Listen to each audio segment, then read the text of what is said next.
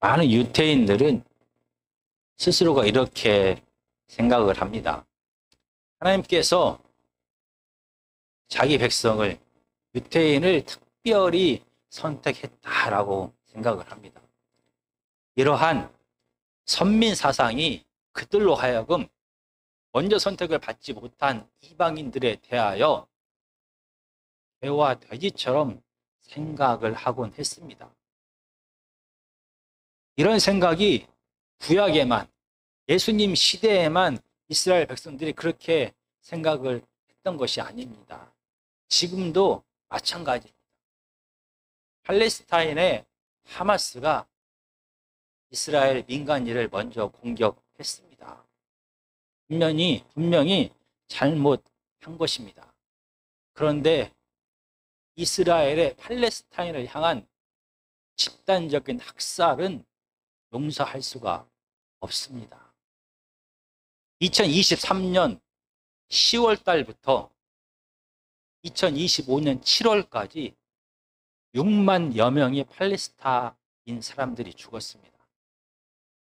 그 중에서 어린아이가 18,000명이 넘습니다. 여인들이 10,000명에 가까이 죽었습니다. 이스라엘은 민간인 아파트와 병원을 집중적으로 공격했습니다. 이스라엘의 국방부 장관은 군인들을 향하여 팔레스타인은 인간 동물이다. 그러므로 죽이는 것을 꺼려하지 말라라고 명령했습니다. 이렇게 스스로의 혈통, 유태인으로 태어난 것을 자랑스럽게 생각을 하는 이스라엘 백성들을 향하여 오늘 그들의 생각과 다른 말씀을 선포하십니다. 마가복음 3장 31절에서 35절까지입니다. 저희가 천천히 함께 읽도록 하겠습니다. 그때 예수의 어머니와 동생들이 와서 밖에 서서 사람을 보내어 예수를 부르니 무리가 예수를 둘러 앉았다가 여짜오되 보소서 당신의 어머니와 동생들과 누이들이 밖에서 찾나이다. 대답하시되 누가 내 어머니이며 동생들이냐 하시고 둘러 앉은 자들을 보시며 이르시되 내 어머니와 내 동생들을 보라. 누구든지 하나님의 뜻대로 행하는 자가 내 형제요 자매요 어머니이니라. 지금 가버나움입니다. 가버나움의 베드로의 집에, 그 집 안에 예수님과 제자들이 함께 있습니다. 그리고 그 집을 둘러싸서 허다한 무리가 둘러싸고 있습니다. 예수님의 가족들이 예수님을 만나기를 원했습니다. 그러나 너무나 많은 사람들이 이 베드로의 집을 둘러싸고 있었기 때문에 예수님을 만날 수가 없었습니다. 그러자 예수님의 어머님과 동생들은 예수님을 밖에서 불렀습니다. 예수님을 찾았습니다. 그러자 많은 사람들이 예수님 앞에 나아가서 대신 이 소식을 전하게 되었습니다. 예수님의 어머니와 동생들이 예수님을 찾고 있습니다 라고 전했습니다. 그러자 예수님께서 진지하게 주위에 있는 사람들에게 이렇게 물어봅니다. 누가 나의 어머니이고 나의 동생들입니까? 그리고 예수님 주위에 앉아있는 사람들을 둘러보시며 이렇게 말합니다. 바로 이 사람들이 나의 어머니이자 나의 형제이자 나의 자매입니다 라고 말을 합니다. 왜냐하면 하나님의 뜻을 행하는 자들이 바로 나의 어머니이고 형제이고 자매인 것입니다. 예수님은 혈통으로 육신의 가족이 아니라 진짜 하나님의 뜻을 행하는 그 자들이 바로 예수님의 가족이다라고 선포한 것입니다. 왜 예수님의 육신의 어머니와 예수님의 육신의 형제 자매들은 예수님의 진짜 가족이 될 수가 없는 것입니까? 오늘 본문에서 왜 예수님의 가족들이 예수님을 찾아왔습니까? 3장 21절을 제가 읽어보겠습니다. 예수의 친족들이 듣고 그를 붙들러 나오니 이는 그가 미쳤다 함일러라. 예수님의 가족들은 예수님을 붙들기 위하여 왔습니다. 이 붙들다라는 말은 체포하다라는 뜻이 됩니다. 그리고 31절과 32절에서 예수님의 가족들이 예수님을 밖에서 불렀습니다. 그리고 예수님을 찾았습니다. 이 부르다라는 이 동사는, 이 말은 예수님께서 권위를 가지고 정권적으로 제자를 부를 때 사용했던 말입니다. 그런데 예수님의 가족들이 예수님을 부르고 있습니다. 그리고 이 찾다라는 이 동사는 마가복음에 10번이나 사용되었습니다. 그 중에서 8번이 예수님께 사용되었는데 모두 다 부정적인 의미로 사용되었습니다. 이 8번 중에서 6번은 예수님을 죽이기 위하여 찾았습니다. 예수님의 제자들이, 예수님의 가족들이, 종교 지도자들이, 많은 무리들이 예수님을 찾았습니다. 왜냐하면 자기들이 원하는 것을 얻기 위하여, 예수님을 마음대로 통제하고 조종하기 위하여, 예수님을 우상처럼 자기 마음대로 흔들기 위하여 예수님을 찾았습니다. 오늘 본문에서도 예수님의 가족들이 예수님을 찾았습니다. 예수님의 가족들은 예수님이 미쳤다라는 소문을 들었습니다. 그 소문을 그들이 믿었는지는 우리가 알 수 없습니다. 그러나 분명한 것은 지금 예수님의 가족들은 예수님을 그들이 원하는 방향대로, 원하는 대로 이끌기를 원했습니다. 그 결과 예수님의 가족들은 예수님이 하는 이 하나님 나라의 사역을 방해하게 된 것입니다. 이런 상황에서 예수님께서는 선포하신 것입니다. 육신의 가족, 혈통의 가족이 나의 가족이 아닙니다 라고 말하는 것입니다. 예수님의 가족은 하나님의 뜻대로 행하는 자가 바로 예수님의 가족인 것입니다. 예수님의 육신의 어머니와 예수님의 육신의 형제들은 지금 예수님께서 하시는 하나님 나라의 일을 방해하고 있습니다. 하나님의 뜻을 거역하고 있는 것입니다. 그 결과 그들은 예수 그리스도의 가족이 될 수가 없는 것입니다. 분명히 예수님께서는 많은 사람들을 향하여 이렇게 선포했습니다. 육신의 가족이, 혈통의 가족이 바로 진짜 하나님 나라의 가족이 되는 것이 아닙니다. 하나님의 자녀는, 예수 그리스도의 가족은 하나님의 뜻대로 행하는 자들이 바로 예수 그리스도의 가족인 것입니다. 하나님의 자녀는 하나님의 뜻대로 행하는 자가 바로 하나님의 자녀인 것입니다 라고 선포하고 있는 것입니다. 그렇다라고 하면 하나님의 뜻이 도대체 무엇입니까? 우리가 잘 아는 것처럼 하나님의 뜻은 하나님의 율법, 십계명을 통하여 이 땅에 드러났습니다. 그리고 오늘 본문의 사건은 바로 예수님의 가족과 예수님의 가족 이 사이에 서기관들의 사건이 끼어 있습니다. 지난주에 설교가 바로 서기관들에 대한 이야기, 그 사건이 예수님의 가족과 가족 사이에 끼어 있습니다. 서기관은 바리새인들 가운데서 직업적인 자들이 서기관입니다. 바리새인은 하나님의 구약의 율법을 연구하고 가르치는 자입니다. 그리고 특별히 직업적으로 구약의 율법을 연구하고 필사하는 자들이 서기관들입니다. 그들은 구약에 드러난 하나님의 뜻을 잘 아는 자들입니다. 그래서 그들은 일주일에 2번씩 금식을 했습니다. 그들은 매일 정해진 시간에 기도를 했습니다. 그들은 가난한 자들을 늘 도와주었습니다. 그들은 성경이 말하는 11조를 꼬박꼬박 드렸습니다. 그들은 겉으로는 분명히 하나님의 뜻을 온전히 행하는 자들이었습니다. 그들은 십계명을 지킬 뿐만이 아니라 구체적으로 일상에서 하나님의 뜻을 더 잘 지키기 위하여 613가지의 규칙을 만들어서 철저하게 지켰습니다. 이렇게 하나님의 뜻이 드러난 율법을 철저하게 지켰던 바리새인들과 서기관이 그러면 예수 그리스도의 가족입니까? 그들이 하나님의 자녀가 분명합니까?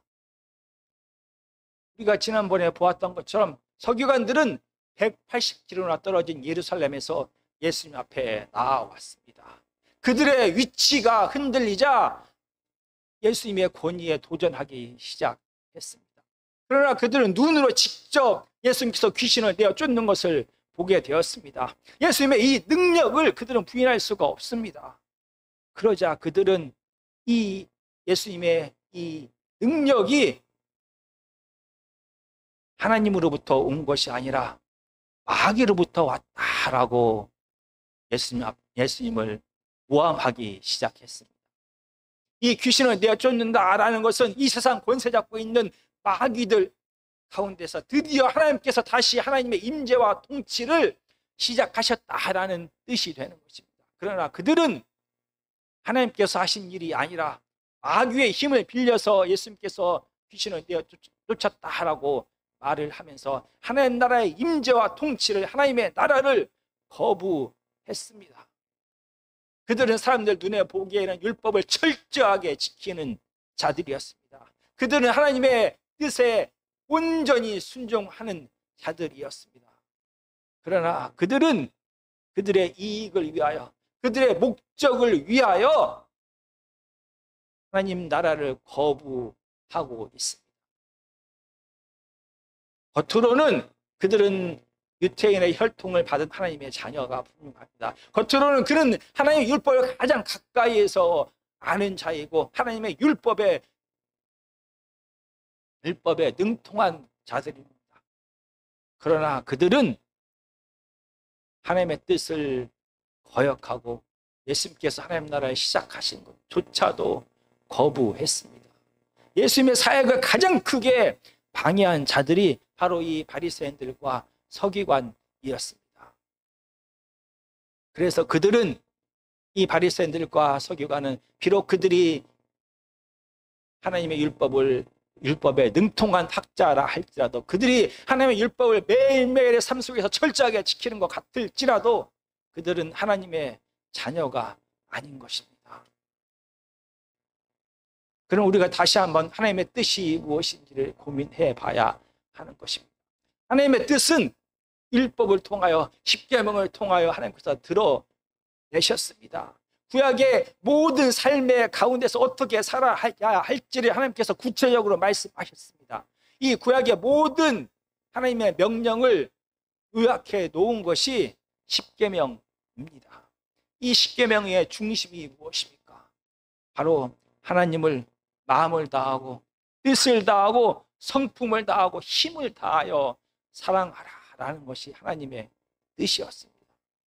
이렇게 하나님을 자기의 목적을 위하여 우상처럼 이용하는 것이 아니라 하나님을 사랑하는 것이 하나님의 뜻이었습니다. 이렇게 하나님을 사랑하는 자는 하나님께서 우리를 사랑하신 것처럼 내 이웃을 내 몸처럼 사랑하게 되는 것입니다. 마가복음 3장에서는 바로 예수님께서 예수님의 제자를 택하신 사건을 기록하고 있습니다. 그리고 예수님께서는 제자들에게 같은 사명을 주셨습니다. 마가복음 3장에서는 창조의 단어들이 계속해서 반복적으로 사용되고 있습니다. 하나님께서는 아담과 하와를 창조하셨습니다.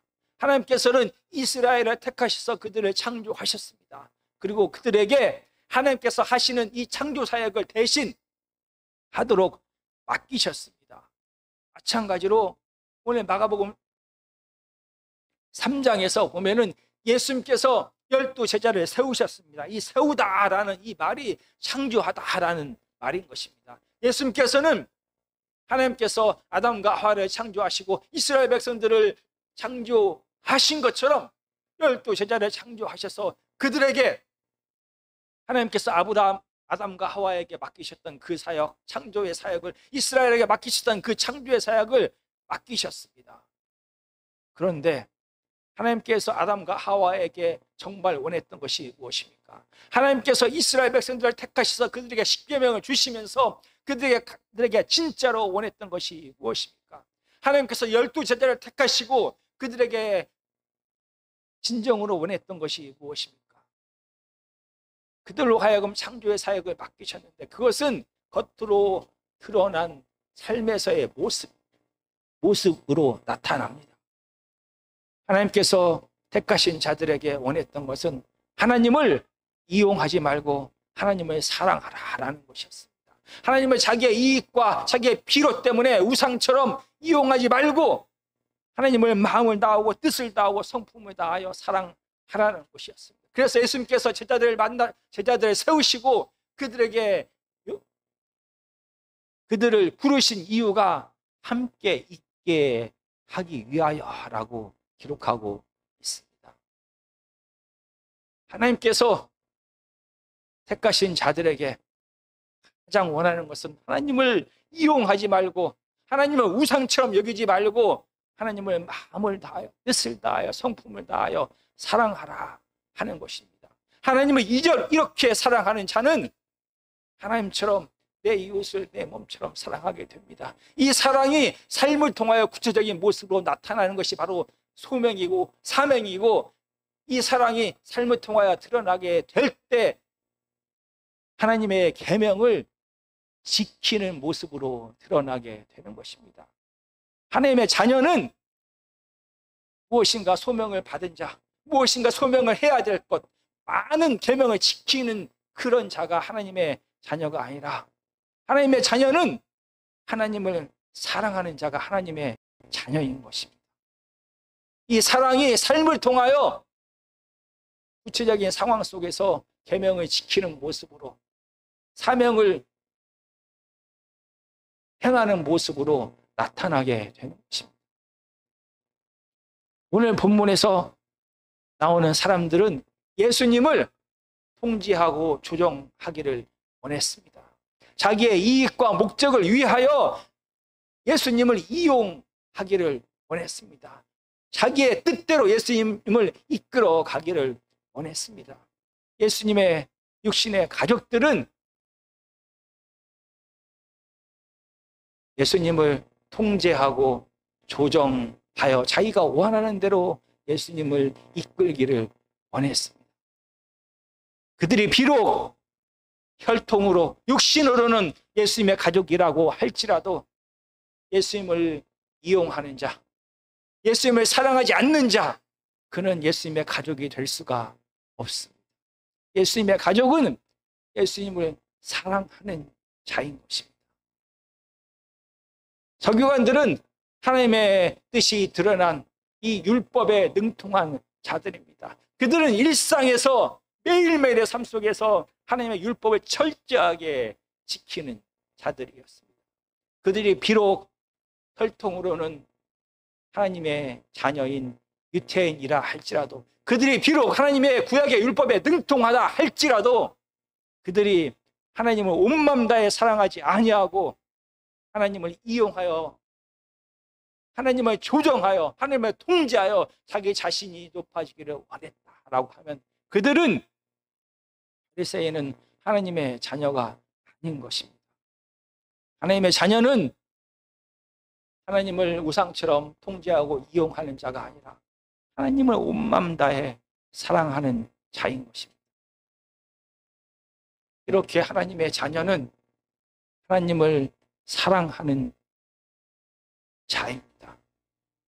하나님을 사랑하는 자는 삶을 통하여 자연스럽게 하나님의 계명을 순종하는 모습으로 나타나게 됩니다.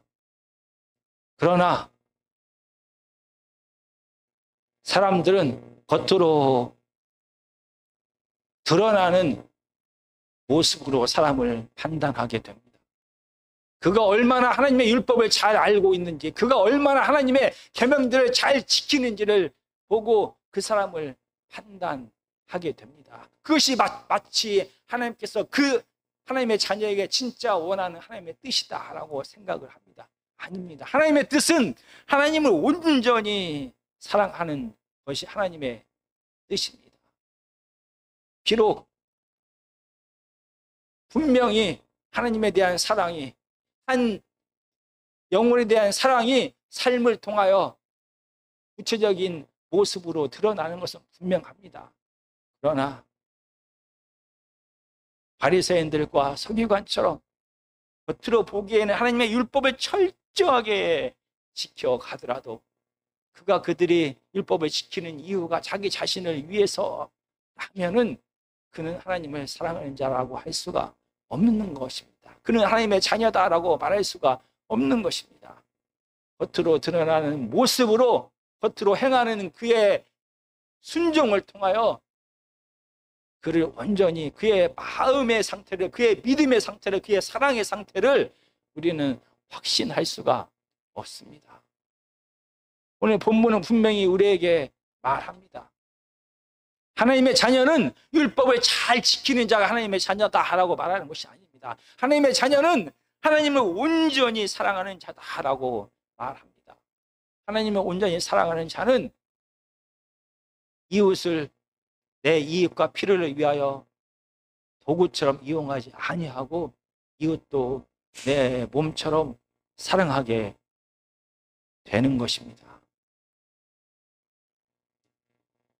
오늘 본문은 우리로 하여금 다시 한번 생각하게 합니다. 하나님의 자녀는 하나님을 사랑하는 자입니다. 때로는 사람의 눈에 볼 때 부족해 보일 수도 있습니다. 그러나 그 마음을, 그 믿음을, 그 사랑을 완전히 우리가 판단할 수는 없습니다. 하나님의 자녀는 하나님을 사랑하는 자입니다. 그리고 그 마음으로 이웃을 사랑하는 자입니다. 그 사랑의 마음이 삶을 통하여 구체적으로 드러나는 것은 분명합니다. 오늘 하나님의 말씀을 늘 기억하면서 하나님께서 우리에게 원하시는 가장 소중한, 가장 깊은 뜻은 마음을 다하고 뜻을 다하고 성품을 다하여 하나님을 사랑하는 것이다 라는 것을 늘 기억하는 저와 여러분들이 되었으면 좋겠습니다.